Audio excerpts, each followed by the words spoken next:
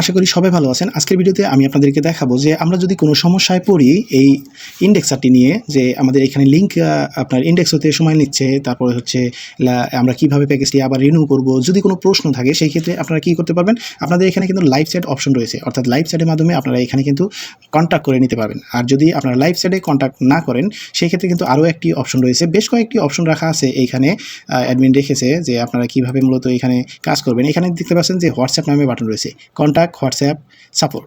আপনারা যদি এইখানে ক্লিক করেন, যেহেতু পিসি থেকে আমি দেখাতে পাচ্ছি না, পিসি থেকে দেখালে আপনার অন্য একটি পেজে লোড নেয়, অর্থাৎ আপনাদেরকে হোয়াটসঅ্যাপে নিয়ে যাবে। আপনারা যদি ফোন থেকে এটা ঢোকেন তাহলে হোয়াটসঅ্যাপে নিয়ে যাবে, আপনারা ওইখান থেকে কিন্তু কানেক্ট করতে পারবেন। আর মূলত পিসি থেকে আমাদের এই সিস্টেমটি রয়েছে যে আমরা তাদের সাথে যোগাযোগ করতে পারি লাইভ চ্যাটের মাধ্যমে। তারপরে এখানে কন্ট্যাক্ট নামে বাটন রয়েছে, এখানে যদি ক্লিক করেন তাহলে এখানে তারা দিয়ে দিয়েছে, দেখতে পাচ্ছেন, আমাদের সার্ভিস সম্পর্কে যে কোনো প্রশ্ন সহযোগিতা এবং আমাদের সাথে যোগাযোগ করুন। আমরা দ্রুত সময়ের মধ্যে রিপ্লাই দেওয়ার চেষ্টা করি।